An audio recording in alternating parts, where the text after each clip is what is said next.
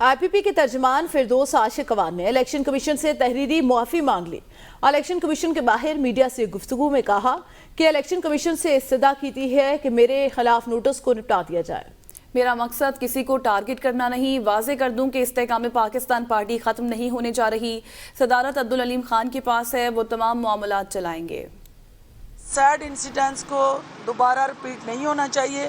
In writing میں اپنا جواب جمع کرا کے آئی ہوں۔